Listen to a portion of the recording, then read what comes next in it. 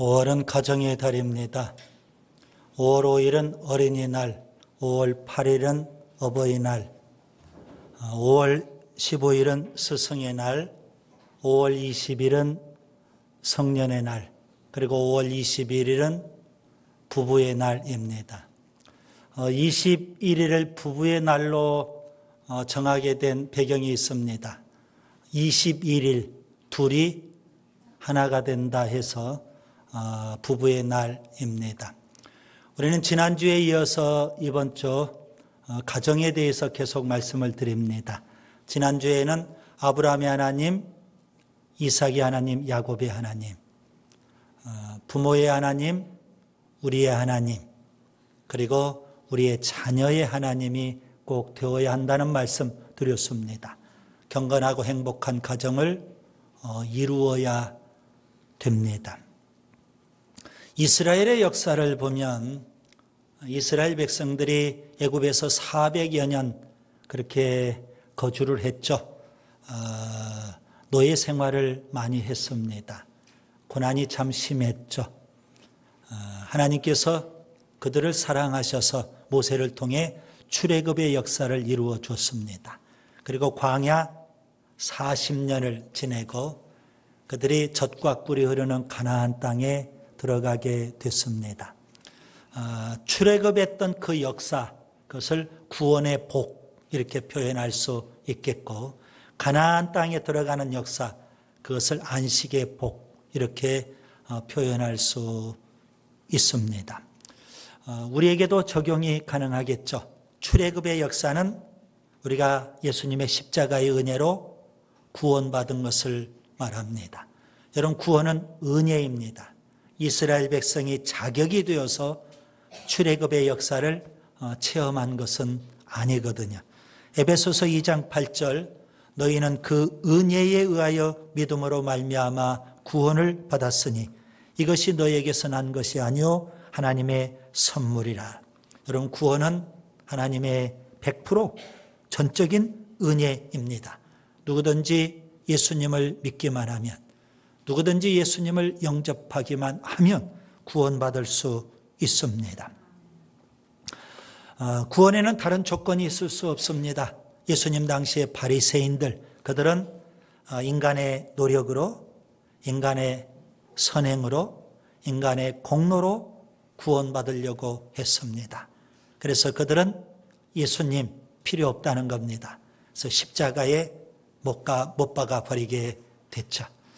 여러분, 사람의 노력과 선행과 공로로 구원받을 자가 누가 있겠습니까? 예수님은 이 땅에 왜 오셨을까요? 우리를 구원하기 위해서. 그 예수님은 흠없이 사셨고요. 우리의 죄를 지고 십자가에서 희생제물이 되셨습니다. 그 예수님을 믿는 자마다 다 구원받게 되는 줄 믿습니다.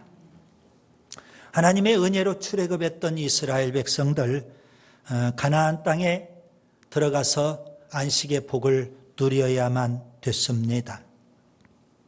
그런데 모든 이스라엘 백성들이 가나안 땅의 안식에 들어간 것만은 아닙니다. 우리가 잘 아는 대로 광야 40년을 생활하면서 출애굽했던 1세대들은 광야에서 다 죽었습니다. 그들이 출애굽을 할 때 하나님은 분명 그들에게 젖과 꿀이 흐르는 가나안 땅을 주시겠다 약속했거든요. 그 약속을 받기만 했고 그들은 실제 그 약속의 성취를 보지 못하고 그 약속의 성취를 누리지 못하고 가나안 땅에서 다 죽고 말았습니다. 이유는 뭘까요? 불순종했고 불신앙했고 하나님을 원망 불평했기 때문에 그렇습니다. 그래서 광야의 세대는 다, 출애굽의 세대는 광야에서 다 죽었고요. 이제 출애굽 2세대가 가나안 땅에 들어가기 직전입니다. 그때 모세는 이제 그 이스라엘 백성들을 불러 모아놓고 설교를 합니다. 3편의 설교를 했어요. 일종의 40년 그가 광야 생활을 끝내면서 마지막 고별 설교와 같은 설교 3편을 남겼습니다. 그것이 바로 신명기입니다. 신명기 안에는 모세의 3편의 설교가 담겨 있습니다. 1장부터 4장까지 첫 번째 설교입니다. 지난 40년 광야 생활을 회고하고 하나님의 인도로 우리가 여기까지 왔다 하는 것을 말씀하고 있는 겁니다. 그 다음에 두 번째 설교는 5장부터 26장까지입니다. 출애굽했던 이스라엘 백성이 시내산에서 하나님과 언약을 맺게 됐죠. 그 언약의 증표로 하나님이 율법 가운데 10계명을 주셨습니다. 그래서 두 번째 설교에서는 시내산 언약을 회상하면서 하나님이 주신 10계명, 신명기 5장에 나오는 겁니다. 그리고 또 하나 소중한 쉐마의 말씀, 신명기 6장 오늘 본문에 있죠. 그래서 10계명과 쉐마의 말씀을 전해주고 있습니다. 세 번째 설교는 27장부터 34장에 기록되어 있습니다. 특별히 신명기 28장이 중요하죠. 하나님 말씀에 순종하면 하나님이 복을 주시고 불순종하면 하나님이 저주하신다는 그런 말씀입니다. 이렇게 세 편의 설교를 모세가 전하고 있거든요. 여러분, 모세의 마음이 굉장히 답답하고 힘들었을 거라고 생각합니다. 우리가 잘 아는 대로 출애굽했던 그 1세대가 60만 명입니다. 그들이 불순종하고 불신앙하고 원망불평하다가 광야에서 다 죽었거든요. 모세 입장에서 보면 60만 이스라엘 백성들 장례식을 다 지켜봐야 했을 겁니다. 마음이 얼마나 착잡하고 무겁고 힘들었을까요? 그리고 모세의 이 설교, 고별 설교를 듣고 있었던 출애굽 2세들도 역시 마음이 그렇게 편치만은 못했을 겁니다. 먼 옛날 사람들의 이야기가 아닙니다. 우리 앞선 부모 세대가 광야에서 다 돌아가셨거든요. 그걸 지켜보면서 모세의 설교를 지금 듣고 있는 겁니다. 우리 부모 세대가 불신앙하고 불순종하고 원망불평하다가 광야에서 다 죽었는데 지금 이제 모세가 마지막 고별 설교를 하고 있는 겁니다. 여러분, 본문 1절에 보시면 광야 2세대를 향해서 모세가 지금 안식의 말씀을, 안식의 복에 대해서 말씀하고 있습니다. 본문 1절에 너희가 건너가서 차지할 땅, 본문 3절에 보시면 젖과 꿀이 흐르는 땅이라고 했습니다. 원래 이 약속의 땅은 누가 차지해야 됐을까요? 출애굽 1세대가 차지해야 될 땅인데 그들은 다 광야에서 죽고 그들의 자녀 세대가 지금 이 말씀을 붙잡고 있는 겁니다. 이제 그들이 가나안 땅에 들어가기 직전 코앞에 있습니다. 여러분, 그들이 가나안 땅에 들어가서 누려야 될 안식의 복은 구체적으로 어떤 것일까요? 모세는 세 가지 복을 말씀합니다. 첫째, 본문 2절에 보시면 곧 너와 내 아들과 내 손자들이 평생에 내 하나님 여호와를 경외하며, 신앙의 복입니다. 자자손손 하나님을 잘 섬기는 신앙의 복을 누려야 된다는 겁니다. 그 다음에 두 번째, 본문 2절 계속 보시면 또 내 날을 장구하게 하기 위한 것이라, 장수의 복, 건강의 복을 또 누려야 된다는 겁니다. 그 다음에 세 번째, 본문 3절에 젖과 꿀이 흐르는 땅에서 내가 크게 번성하리라, 번성의 복입니다. 자녀손들도 많이 늘어나고 그리고 물질적으로도 부유하고 번성해지는 그런 복을 누려야 된다는 겁니다. 여러분, 이 세 가지 복을 누리려면 어떻게 해야 될까요? 본문 1절을 보시면 하나님의 명령과 규례와 법도를 행하라. 본문 2절에 보시면 모든 규례와 명령을 지켜 행하라. 본문 3절에도 보시면 듣고 삼가 그것을 행하라. 모세는 뼈저리게 40년 동안 광야에서 그가 목회하면서 뼈저리게 체험했던 것, 두 눈으로 직접 봤던 것을 지금 마지막 피를 토하는 심정으로 말씀하고 있는 겁니다. 하나님 말씀에 순종해야 가나안 땅에 들어가서 안식의 복을 누리게 된다는 겁니다. 그 설교를 들었던 출애굽 2세대들도 골수에 사무치는 그런 심정으로 이 말씀을 들어야만 했을 겁니다. 그 앞선 세대가 불순종해서 다 광야에서 죽지 않았습니까?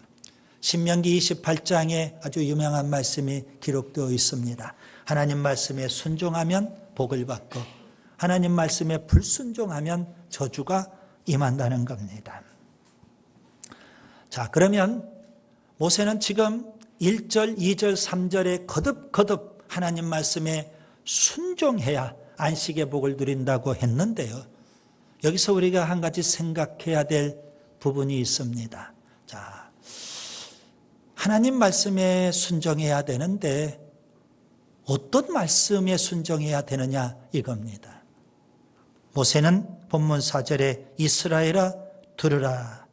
그러면서 4절부터 9절까지 우리가 흔히 잘 알고 있는 쉐마 말씀을 전해주고 있습니다. 이스라엘 백성들이 들어야 될 하나님의 말씀, 이스라엘 백성들이 순종해야 될 하나님의 말씀은 쉐마입니다. 여러분 여기 4절에 이스라엘아 들으라, 여기 들으라는 이 말씀이 바로 쉐마라고 표현할 수 있는 겁니다. 이스라엘 백성들은 이 말씀을 아주 뼈저리게 암송을 합니다. 골수에 사무칠 정도로 그들은 암송합니다. 어린아이가 태어나면 말을 하기 시작할 때부터 이 쉐마 말씀을 암송을 시킵니다. 성년이 되면 아침 저녁으로 이 말씀을 암송합니다. 그리고 그들은 죽는 그 순간에도 이 말씀을 암송하는 겁니다. 그렇게 소중하고 중요한 말씀, 쉐마입니다. 이스라엘 백성이 반드시 지켜야 되고 순종해야 될 말씀, 쉐마인데요. 이 말씀을 분석해 보면 그 안에 세 가지 내용이 담겨 있습니다. 첫째, 하나님을 사랑하라는 겁니다. 본문 4절과 5절 보겠습니다. 이스라엘아 들으라. 우리 하나님 여호와는 오직 유일한 여호와이시니 너는 마음을 다하고 뜻을 다하고 힘을 다하여 내 하나님 여호와를 사랑하라. 하나님께서 첫 번째 요구하신 말씀은 하나님을 사랑하라는 겁니다. 하나님을 사랑하되 말로만이 아니라 대충 적당히가 아니라 오늘 본문에 있는 대로 마음을 다하고 뜻을 다하고 힘을 다해서 하나님을 사랑하라는 겁니다. 한 율법사가 예수님 앞에 왔습니다. 그가 질문합니다. 율법 중에 여러분 유대인들은 율법을 613가지로 그렇게 분석을 해놨습니다. 그 율법 중에 어느 율법이 가장 중요한 율법입니까? 그 질문에 대해서 주님은 주저하고 망설일 것도 없이 말씀하셨습니다. 마태복음 22장 37절에서 40절에 내 마음을 다하고 목숨을 다하고 힘을 다하여 주 너의 하나님을 사랑하라 하셨으니 이것이 크고 첫째 되는 계명이요 둘째도 그와 같으니 내 이웃을 내 자신과 같이 사랑하라 하셨으니 이 두 계명이 온 율법과 선지자의 강령이니라. 마음을 다하고 목숨을 다하고 뜻을 다하고 힘을 다해서 하나님을 사랑하라는 명령입니다. 요한복음 21장에 예수님께서 베드로에게 나타나셨습니다. 베드로는 얼마 전에 예수님 십자가에 죽으실 때 예수님을 모른다고 3번이나 부인했던 전력이 있는 사람입니다. 그러니 그의 마음은 편치 못하죠. 동료, 제자들 앞에도 설 면목이 없었던 사람입니다. 콧바트리고 있는 그에게 예수님이 나타나셨습니다.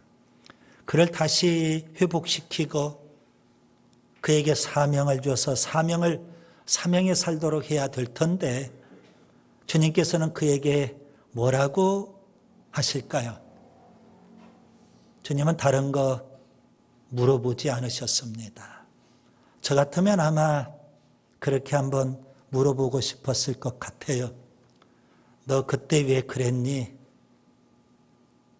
내가 채찍에 맞을 때 너 나하고 눈이 마주쳤잖아. 너 그때 왜 나를 부인했어? 그렇게 한번 물어보고 싶죠. 주님은 그런 거 다 묻어두십니다. 그리고 베드로에게 네가 날 사랑하느냐? 네가 날 사랑하느냐? 네가 날 사랑하느냐? 사랑을 물어보셨습니다. 요한계시록 2장에 보면 에베소 교회가 나옵니다. 주님이 오셔서 에베소 교회를 책망하십니다. 첫사랑을 잃어버렸다는 겁니다. 맨 처음 우리가 예수 믿을 때 그 뜨거운 사랑, 맨 처음 은혜 받을 때 그 뜨거운 사랑, 맨 처음 은사를 체험하고 직분을 받고 그때 그 뛸 듯이 기뻤던 그 마음 다 잃어버렸습니다. 그래서 주님은 첫사랑 잃어버렸다고 책망하시지 않습니까? 누가복음 7장에 한 여인이 정말 예수님 사랑하는 마음으로 예수님 앞에 나왔어요. 예수님 앞에 와서 엎드려서 눈물로 예수님의 발을 씻습니다. 그리고 그 머리털로 예수님의 발을 닦습니다. 그리고 예수님 발에 입을 맞춥니다. 너무 사랑해서. 그리고 그 소중한 향유를 갖다가 예수님 몸에 붓습니다. 주님 사랑하는 마음입니다. 여러분 기억하셔야 됩니다.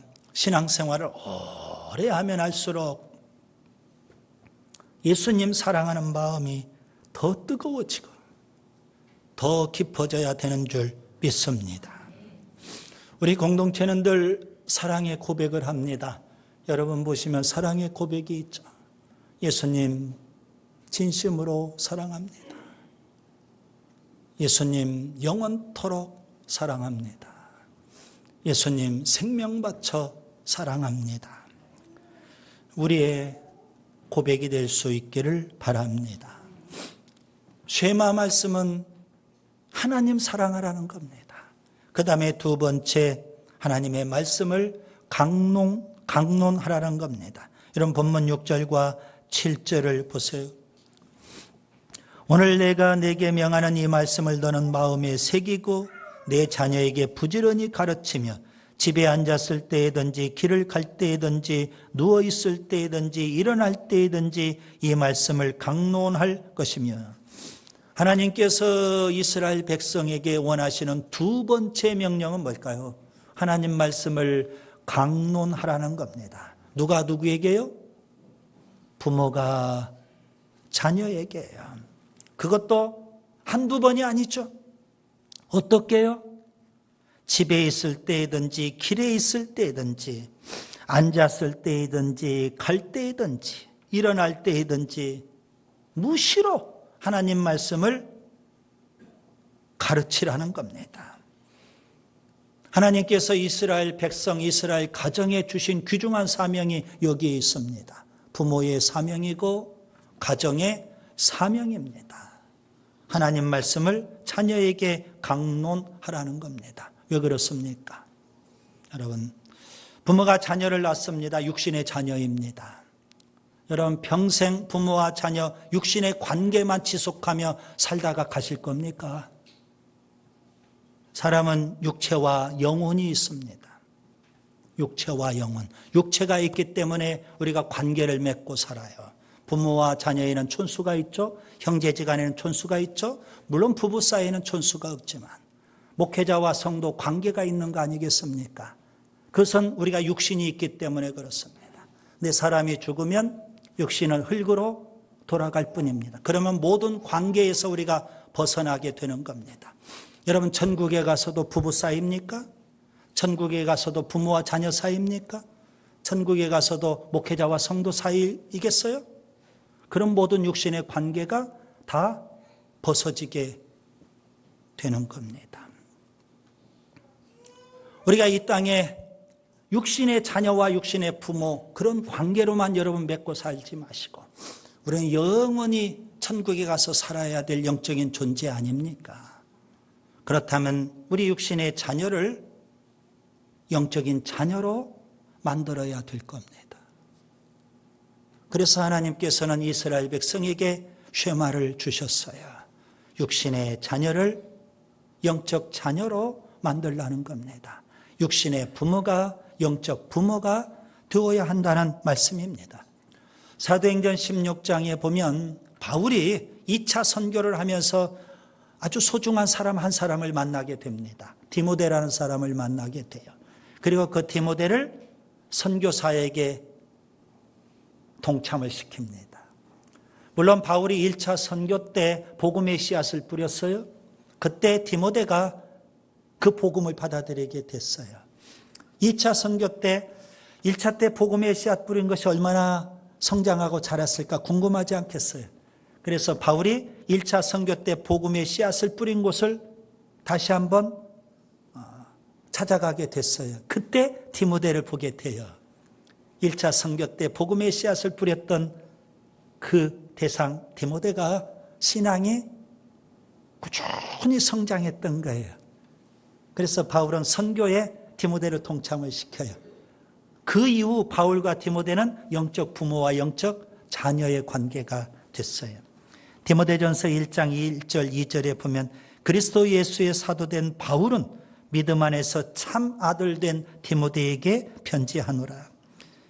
여러분, 고린도전서 4장 15절의 말씀을 여러분이 좀 귀담아 들으시면 좋을 것 같아요. 그리스도 안에서 일만 스승이 있으되 아버지는 많지 아니하니 그리스도 예수 안에서 내가 복음으로써 너희를 낳았음이라. 영적 부모가 되어야 한다는 말씀입니다. 그래서 하나님께서는 가정에 부모에게 쉐마 명령을 주신 겁니다. 육신의 자녀를 영적 자녀로 만들어라는 겁니다. 여러분, 신약에 예수님께서 승천하실 때 교회에 지상명령을 주셨어요. 전도하라. 근데 일찍이 하나님께서는 구약에 각 가정에 쉐마 명령을 주셨어요. 자녀에게 하나님 말씀을 전하라는 것. 1차적으로 자녀들에게 하나님 말씀이 전해져야 돼요. 그래야만 신약의 교회를 통해서 이웃들에게 세상에 하나님 말씀이 또 전해질 수 있는 거예요. 그래서 자자손손 하나님 말씀이 더 확장되어 가야 되는 거 아니겠습니까? 우리 육신의 자녀가 어디에 있습니까? 때가 되면 부모 품을 떠나는 거 아니겠습니까? 부모 입장에서는 떠나 보내주는 연습을 해야 될 겁니다. 세상은 넓기 때문에 땅끝까지 멀리 갈 수도 있겠죠. 가기 전에 우리의 자녀들 영적인 자녀로 만들어야 될 그런 책임과 사명이 오늘 부모들에게 있음을 오늘 쉐마 말씀을 통해서 우리가 배우게 됩니다. 그 다음에 세 번째, 말씀을 기록하라고 했습니다. 여러분, 본문 8절과 9절을 보세요. 너는 또 그것을 내 손목에 메어 기호를 삼으며 내 미간에 붙여 표를 삼고 또 내 집 문설주와 바깥문에 기록할지니라. 하나님 말씀을 기록하라는 겁니다. 쉐마 명령의 세 번째 중요한 명령입니다. 대충 적당히 기록하는 것이 아니라 말씀이 잘 보이도록 손목과 미간에도 붙이고요. 문설주와 바깥문에도 기록해 두라는 겁니다. 이 말은 무슨 의미일까요? 제가 좀 해석이 필요하겠죠. 예. 여러분, 미간에 하나님 말씀을 붙여라. 뭐 손목에도 붙이고 문설주 바깥문에도 붙이라 그랬어요. 그러니 사람이 집에 들어오고 나갈 때마다 보일 수 있도록 하라는 겁니다. 집에 오면 부모님 뵈는 거죠. 부모님 얼굴 볼 때 미간에 하나님 말씀 보라는 겁니다. 왜 하나님이 이런 말씀들을 하셨을까요? 자, 부모가 자녀를 하나님 말씀으로 양육해야 돼요. 그런데 그 말씀이 정말 효과가 있으려면 어떻게 해야 될까요? 부모가 하나님 말씀대로 먼저 살아야 돼요. 그래야 자녀들 하나님 말씀으로 양육하고 신앙으로 양육할 수 있는 거 아니겠습니까? 우리 자녀들이 참 영특하거든요. 그래서 우리 자녀들은 부모님이 하신 말씀을 듣기도 하지만 부모님이 하신 말씀을 보고 싶어 하는 거예요. 하나님께서는 자녀들에게 말씀을 가르치는 걸로 끝나지 마시고 말씀을 보여주라는 겁니다. 이 보여주는 게 중요해요. 그래서 부모 입장에서는 자녀들에게 내가 너에게 말씀 가르쳤지 봐라 이거예요. 이 말은 무슨 말이에요? 내가 하나님 말씀대로 살고 있는 거 아니냐? 네가 보면 알지 않느냐 이거예요. 집에 들어오면서 나오면서 문설주와 바깥문에 있는 하나님 말씀대로 부모가 살고 있는 거 네가 봐라 이거예요. 내 손목과 미간에 이 하나님 말씀대로 내가 살고 있는 거 네가 보면 되지 않느냐 이거예요. 여러분, 이 말씀은 우리가 먼저 하나님 말씀 순종하고 실천하며 살아야 된다는 것을 말씀해 주는 겁니다. 방금 전에 지상명령을 제가 잠시 언급을 했죠. 마태복음 28장 19절 20절에 보면 너희는 가서 모든 민족을 제자로 삼아 아버지와 아들과 성령의 이름으로 세례를 주고 내가 너희에게 분부한 모든 것을 가르쳐 그 다음에 지키게 하라. 가르치고 끝나는 게 아닙니다. 그 가르친 것을 뭐 하게 해야 돼요? 지킬 수 있도록 해줘야 돼요. 그러려면 부모가 뭐 해야 될까요? 강드라이브 써야 되는 거예요. 적극적으로 뭐 해야 돼요? 지키도록 만들어 가야 되는 겁니다. 이거 부모의 사명이에요. 그런데 어떻게 하면 가르치고 끝나지 않고 지키게 만들어 줄 수 있을까요? 부모가 먼저 하나님 말씀대로 살아야 되거든요. 공동체 안에서 목사가 유창하게 말씀은 가르쳐요. 그런데 말씀대로 살지 아니하면 누가 알까요? 성도들이 다 알거든요. 그러면 아마 마음속으로 그럴 거예요. 아무리 진리의 말씀이지만 너나 잘하세요 그럴 거라고요. 우리의 자녀들도 똑같지 않겠습니까? 그래서 제가 늘 강조하죠. 여러분, 신앙은 듣고 배우기보다 뭐하고 배운다? 보고 배우는 거예요. 그래서 하나님께서도 예수님을 보내주셨어요. 그 예수님이 어떤 분이에요? 요한복음 1장에 보니까 말씀 자체가 되시는 분이에요. 그분이 육신을 입고 이 땅에 오셨어요. 말씀대로 살아셨어요. 그래서 말씀을 우리에게 들려주실 뿐만 아니라 말씀대로 사는 것을 보여주셨다고요, 여러분. 이게 신앙생활입니다. 그게 성육신이죠. 그래서 우리가 하나님 말씀을 가르치려면 우리가 먼저 말씀이 육신이 되듯 그렇게 우리가 말씀대로 살아가는 삶이 정말 중요한 겁니다. 그런 차원에서 하나님 말씀을 기록하라. 이렇게 성경은 요구하고 있습니다.